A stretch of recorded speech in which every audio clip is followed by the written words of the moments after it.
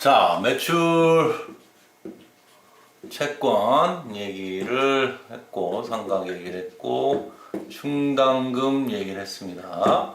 자, 두 번째는 이제 재고. 예, 재고입니다. 재고, 자산이죠. 자산인데, 판매 목적으로 갖고 있는 자산들. 이거 이제 재고라고 하죠. 뭐, 아까 이제 제가 그 자동차 판매를 아주 간단하게 심플하게 하기 위해서 뭐 한 대당 개당 아까 1억이라고 했나요? 뭐 1억 이렇게 해서 제가 얘기를 했는데 매입 가격을 이게 이제 이렇게 이제 심플하진 않죠. 재고 같은 경우가 이제 굉장히 많을 수도 있고 또 복잡할 수가 있고요. 그러니까 재고가 재고가 이제 실질적으로는 보통 재고를 가지고 시작하죠. 그러니까 이제 우리가 소위 얘기하는 이제 기말 재고가 있어요. 그래서 뭐 심플하게 10대를 팔았는데 10대의 가격이 다 1억짜리였다. 그러면 뭐 쉽죠. 쉽죠. 근데 문제는 가격도 바뀔 수가 있어요. 매입할 때마다 하나는 9천에 사오고 하나는 1억에 사오고 또 그 다음에 이제 뭐 또 이렇게 가면 시간이 가면서 좀 더 비싸게 사올 수도 있고요. 거꾸로 가격이 낮아질 수도 있고 가격에 문제가 있습니다. 자, 그리고 이게 이제 상품일 때는 그나마 괜찮아. 근데 이제 제품의 경우에는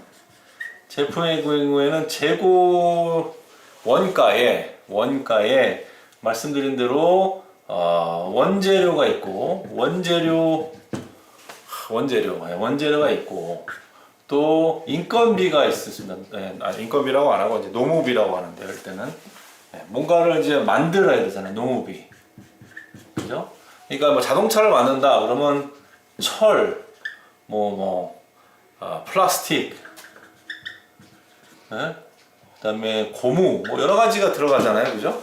여러 가지가 들어가고, 그거를 또 만들어내는 이제 인력들이 투입이 돼서 조립하고 막 이런 거 하잖아요, 그죠? 원재료 이렇게 뭐 바퀴 같은 거는 사오기, 바퀴라고 안 하고 타이어라고 하죠.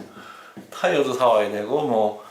철 당연히 그렇고 그리고 나서 이 자동차를 만드는데 공장의 라인들도 이제 설비 투자를 했을 거 아닙니까? 자동차 공장 하나 만드는데 뭐 1조가 들어갔다. 1조도 이 안에 원가에 들어가는데 이 안에 들어가는 이제 라인가는 어떤 기계 같은 경우도 감가상각을 매년 하죠. 그래서 이제 그 감가상각이란 거 다음에 이제 자세하게 배울게요. 감가상각비라는 것도 이제 들어가요. 이런 것들이 원재료, 노무비 이게 시간 달라질 수도 있고, 그러니까 월마다 다르고 인건비가 올라갈 수도 있고 원재료가 특히 철 가격이라는 게 요동을 치잖아요. 철 가격도 이때 사왔을 때 다 다를 수가 있습니다. 그래서 이게 복잡해서 그냥 우리가 이제 미국의 이제 엔롤드 에이전트라는 우리나라 세무사 시험을 볼 때 요렇게 이제 복잡한 거 다 몰라도 몇 가지만 알면 돼요. 알면 이제 그 정도만 알면은 그 다음에 이제 원가 회계로 넘어가야 되기 때문에 원가 회계는 아주 또 이제 중급 내지는 고급이기 때문에 우리가 이제 기초적인 것만 이제 알고 가면 될 것 같습니다. 뭐 복잡하다 굉장히. 근데 원가 회계는 근데 이제 재고를 어떻게 할 것이냐. 그래서 일단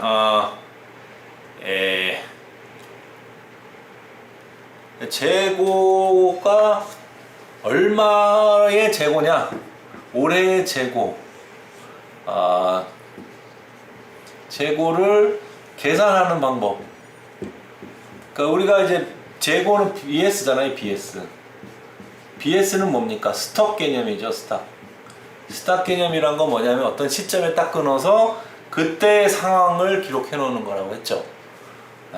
그러니까 사실 1월 1일 날 우리가 얼마를 갖고 있었던 거는 중요하잖아요. 작년 1월 12월 31일 날 요것만 기록을 되게 있어요. 그래서 뭐 1월 날 당연히 이게 넘어오겠죠. 그래서 올해도 예를 들면 2023년에 재고가 얼마냐를 따지려면 그냥 12월 31일 날 재고가 얼마냐 요거만 알면은 됩니다. 그래서 재고가 처음에 기초 재고가 있고 여기서 이제 1년 동안 이제 매입을 한 게 있을 거고 그 다음에 이제 여기가 이 매입하고 기초 재고에서 팔려 나간 게 있을 거죠. 팔려 나간 거 매입한 거하고 기초에서 빠져나간 거 팔고 나간 거 그리고 이 팔려 나간 게 이제 원가겠죠. 이게 원가게 매출 원가겠죠. 그러면 여기 맨 끝에 이제 남은 게 재고 기말인데 기말 재고라고 하는데 이것만 이제 사실은 알면 재고는 이제 사실상 끝납니다. 문제는 뭐냐면 이게 이제 원가에 가는 그거를 이제 우리가 이해를 해야 된다는 거죠. 재고를. 그래서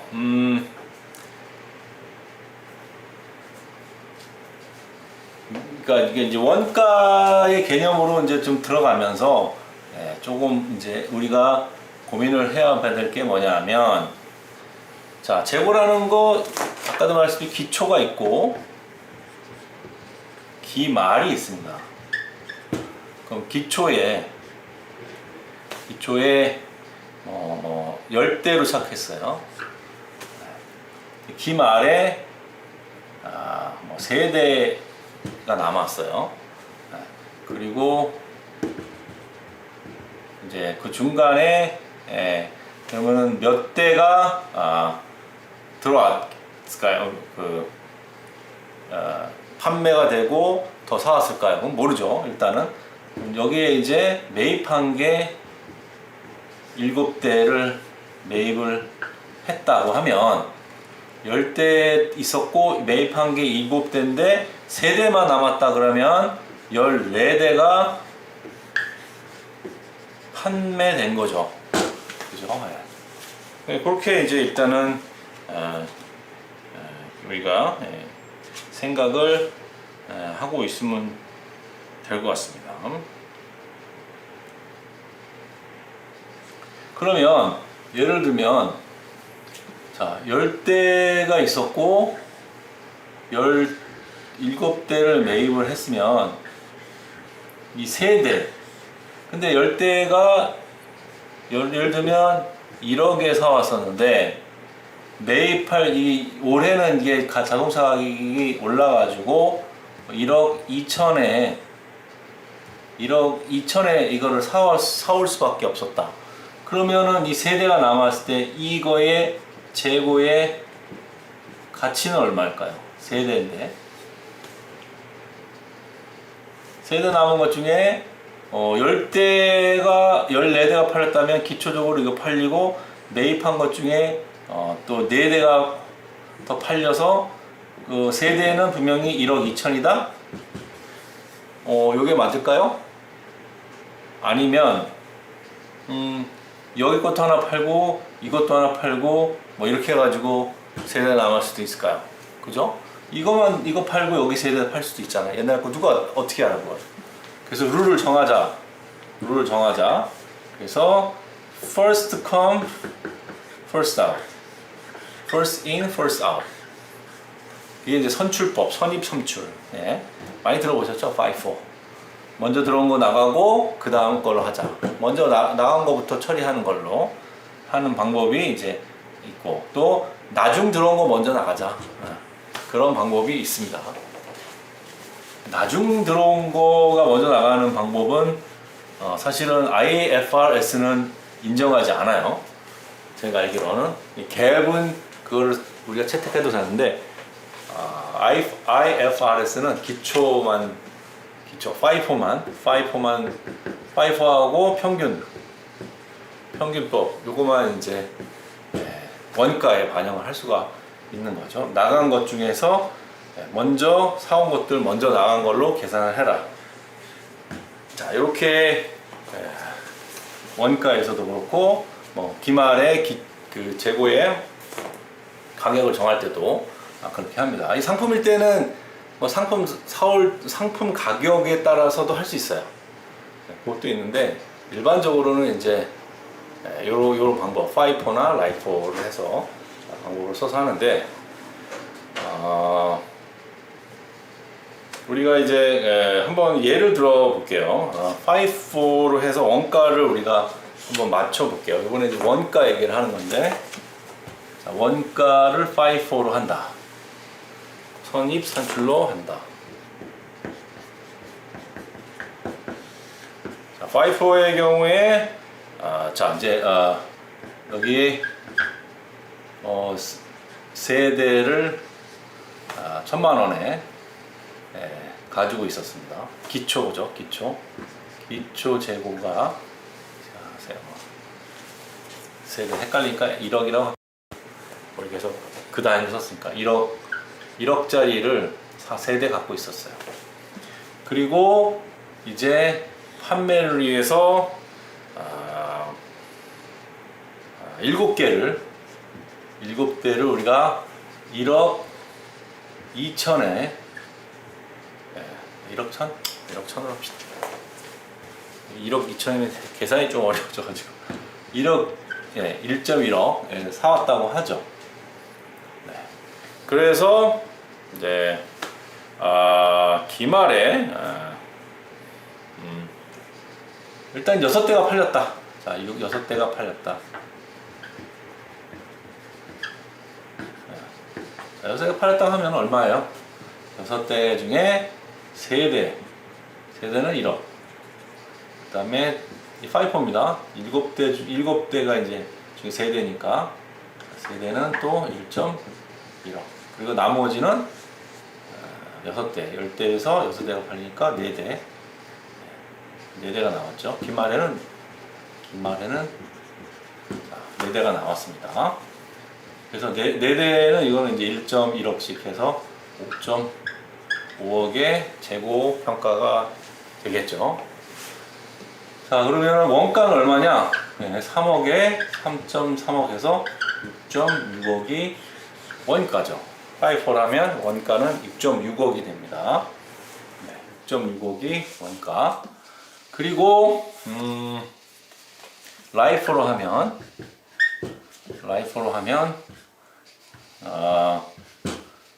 말이고 초니까 자, 4세대, 7대, 4대 중에서 4대는 상관없고 이제 7대 중에 6대가 나갔죠. 6대가 다 나중에 들어온 거 먼저 하면은 다 1.1억이니까 6.6억, 6.3억, 죄송합니다. 6.3억이죠. 6.6억. 이거 3.3 더하기를 못했습니다. 그리고 이제 우리가 평균법이라고 해가지고 있습니다. 평균법, 평균 매입값이다.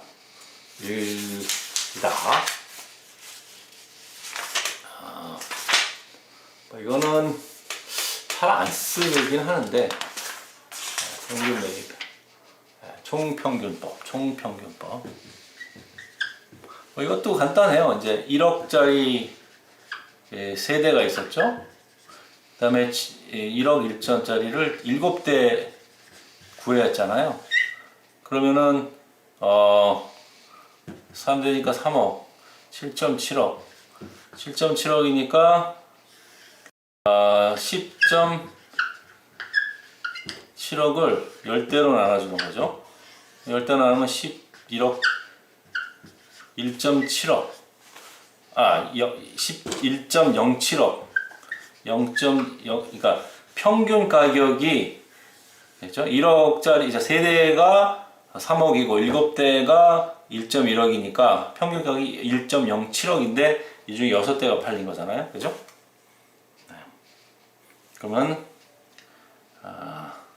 6대 곱하기 1.07은 6.42 역시 42 그죠? 이게 비용인 거죠. 그러니까 중간쯤 되네요. 중간쯤. 요거 6.3하고 6.6하고 중간쯤.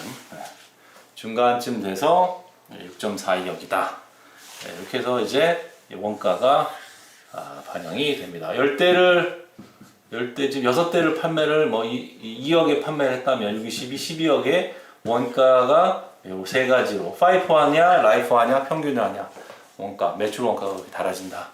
이 정도만 이해를 하시면 될 것 같습니다. 재고 활용법이죠. 재고 활용법.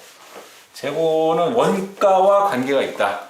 원가를 어떻게 매출 원가를 어떻게 결정하느냐가 재고의 가치와 밀접한 관계가 있다. 이 정도만 이해를 하시고요. 여기 보시면 뭐 감모 손실하고 평가 손실 이런 이제 또 근데 감모 손실은 이제 뭐 10대를 사왔는데 한 대가 분명히 이제 연말에 보면 이제 4대가 남는 거잖아요. 아까 뭐 6대 뭐 얼마로 시작했었지? 3대를 시작했고 7대 사고 6대 팔았으면 여기가 분명히 4대가 남아 있어야 되는데 가보니까 3대만 남아 있다. 뭐 이게 이제 뭐 수도 없이 많을 때 이런 일들이 생기죠. 몇 개는 안 되겠지만 그럴 때는 이제 이걸 감모를 시켜주는 그만큼을 이제 그 재고에서 이제 없애준다는 뜻이죠. 그 다음에 이제 감모 말고 감모는 뭐 재고 감모, 재고 평가, 손실, 감모 손실, 다 들려서 손실인데 재고 감모 손실은 이제 남아 있는 게 생각보다 원래 있어야 되는 것보다 적을 경우에 감모 손실이라고 평가 손실은 이제 재고의 가치가 떨어졌을 때 요거를 재고 평가를 이제 해야 됩니다. 연말에. 예를 들면 이제 뭐 자동차 같은 경우에 2023년 1억이었는데 2024년 형이 나오면 모델이 나와버리면 1억짜리가 뭐 9천만 원으로 떨어진다든가 이게 가치가 떨어지잖아요.